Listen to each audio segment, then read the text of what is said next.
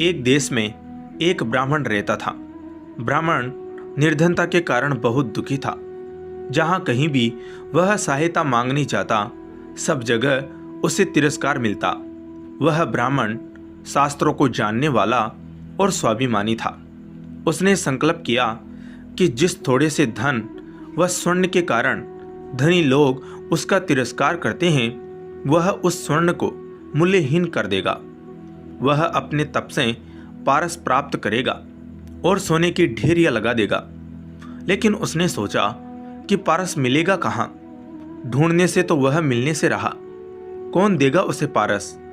देवता तो स्वयं लक्ष्मी के दास हैं, वे उसे क्या पारस देंगे? ब्राह्मण ने भगवान ओगरदानी शिवजी की शरण में जाने का निश्चय किया, जो विश्व को विभूति देकर स्वयं भस्मांग राग लगाते हैं। वे कपाली ही कृपा करे तो पारस प्राप्त हो सकता है। कहते हैं घर नहीं, धन नहीं, अन्न और भूषण नहीं, फिर भी शिवजी महादानी कहलाते हैं। देखत भयंकर पर नाम शिवशंकर, नाश करते हैं तो भी नाथ कहलाते हैं। ब्राह्मण ने निरंतर भगवान शिवजी का रुद्रार्चन, पंचाक्षर मंत्र का जप और कठिन व्रत करना शुरू कर दिया।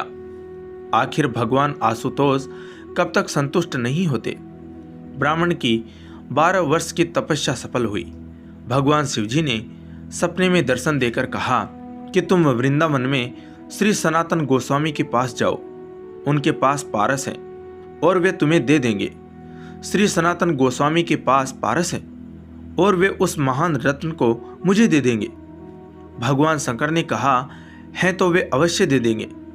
ऐसा सोचते हुए ब्राह्मण वृंदावन की ओर चला जा रहा था। खुशी के मारे यात्रा की थकान व नींद उससे कोसों दूर चली गई थी। वृंदावन पहुंचने पर उसने लोगों से श्री सनातन गोस्वामी का पता पूछा। लोगों ने वृक्ष के नीचे बैठे अत्यंत दुर्बल गुदड़ी रखने वाले वृद्ध को श्री सनातन गोस्वामी बतलाया। चैतन्य महाप्रभु जी के शिष्य सनातन गोस्वामी वृंदावन में वृक्ष के नीचे रहते थे। भीख मांगकर रूखी सूखी खाते, फटी लंगोटी पहनते और गुदड़ी व करवा साथ में रखते थे। 8 प्रहर में केवल 4 घड़ी सोते और शेष समय श्री कृष्ण नाम का कीर्तन करते थे। एक समय वे विद्या, पद, ऐश्वर्य और मान में लिप्त थे। बंगाल के कर्ता धर्ता थे, किंतु श्री कृष्ण कृपा से, श्री कृष्ण प्रेम की मादकता से ऐसे दीन बन गए कि परम वैरागी बनकर वृंदावन से ही गोलोक पधार गए। ब्राह्मण ने मन में कहा, यह कंगाल सनातन गोस्वामी है। ऐसे व्यक्ति के पास पारस होने की आशा कैसे की जा सकती है? लेकिन इतनी दूर आया हूं तो पूछ ही लेता हूं। पूछने में क्या जाता है? ब्राह्मण ने जब श्री सनातन गोस्वामी से पारस के बारे में पूछा तो उन्होंने कहा, इस समय तो मेरे पास नहीं है। मैं उसका क्या करता? क्योंकि गावे श्यामा श्याम को, ध्यावे श्यामा श्याम, निरके श्यामा श्याम को, यही हमारो काम। श्री सनातन गोस्वामी ने बताया कि एक दिन मैं यमुना स्नान को जा रहा था तो रास्ते में पारस पत्थर पैर से टकरा गया। मैंने उसे वहीं यमुना जी की रेत में गाड़ दिया, जिससे किसी दिन यमुना स्नान से लौटते समय वह मुझे छू न जाए, क्योंकि उसे छूकर तो पुनः स्नान करना पड़ता है। तुम्हें चाहिए तो तुम उसे वहां से निकाल लो। कंचन कामिनी, सोना स्त्री आदि भगवान की स्मृति कराने वाले हैं, इसलिए सच्चे संत पारस के छू जाने भर को अपवित्र मानते हैं। श्री सनातन गोस्वामी ने जहां पारस गड़ा हुआ था उस स्थान का पता ब्राह्मण को बतला दिया। रेत हटाने पर ब्राह्मण को पारस मिल गया। पारस की परीक्षा करने के लिए ब्राह्मण लोहे का एक टुकड़ा अपने साथ लाया था। जैसे ही ब्राह्मण ने लोहे को पारस से स्पर्श किया, वह स्वर्ण हो गया। पारस सही मिला है, इससे अत्यंत प्रसन्न होकर ब्राह्मण अपने गांव की ओर लौट आया। तभी ब्राह्मण के मन में एक प्रश्न कौंधा। उस संत के पास तो यह पारस था, फिर भी उसने इसे अपने पास नहीं रखा, बल्कि यह कहा कि अगर यह छू भी जाए तो उन्हें स्नान करना पड़ता है। अवश्य ही उनके पास पारस से भी अधिक कोई मूल्यवान वस्तु है।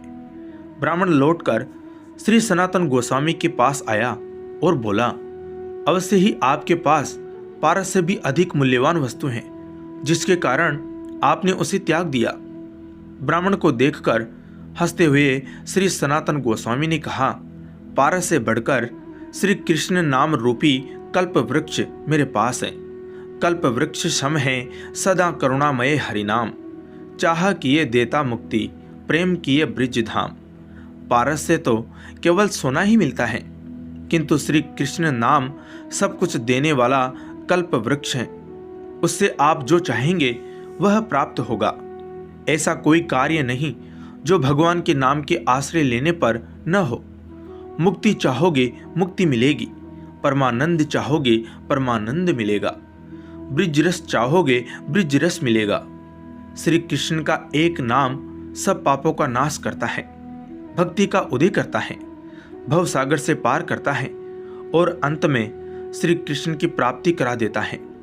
एक कृष्ण नाम से इतना धन मिलता है। कृष्ण नाम ही स्वयं कृष्ण है, भजो सहित निष्ठा अविराम। सदा नाम के सहित विराजित रहते हैं हरि स्वयं ललाम। यह सुनकर ब्राह्मण ने सनातन गोस्वामी जी से विनती की, मुझे आप वही श्री कृष्ण नाम रूपी पारस प्रदान करने की कृपा करें। श्री सनातन गोस्वामी ने कहा कि उसकी प्राप्ति से पहले आपको इस पारस को यमुना में फेंकना पड़ेगा। ब्राह्मण ने यह गया पारस कहते हुए पूरी शक्ति से पारस को यमुना में दूर फेंक दिया। भगवान शिवजी की दीर्घकालीन तपस्या व संत के दर्शन से ब्राह्मण के मन व चित्त निर्मल हो गए थे। उसका धन का मोह समाप्त हो गया और वह भगवान की कृपा का पात्र बन गया। श्री सनातन गोस्वामी ने उसे श्री कृष्ण नाम की दीक्षा दी। वह श्री कृष्ण नाम जिसकी कृपा के एक कण से करोड़ों पारस बन जाते हैं। नाम रूपी पारस से तो सारा शरीर ही कंचन का हो जाता है। जो मेरे नामों का गान करके मेरे समीप प्रेम से रो उठते हैं, उनका मैं खरीदा हुआ दास हूँ। यह जनार्दन दूसरे किसी के हाथ नहीं बिका है। जिसने एक बार श्री कृष्ण नाम का स्वाद ले लिया, उसे फिर अन्य सारे स्वाद रसहीन लगने लगते हैं। भवसागर से डूबते हुए प्राणी के लिए वह नौका है। मोक्ष चाहने वाले के लिए वह सच्चा मित्र है। मनुष्य को परमात्मा से मिलाने वाला सच्चा गुरु है। अंतःकरण की मलिन वासनाओं के नाश के लिए दिव्य औषधि है। यह मनुष्य को सुख से सुखदेव बना देता है। है ना सचमुच श्री कृष्ण नाम पारस से बढ़कर। जय श्री कृष्ण। धन्यवाद।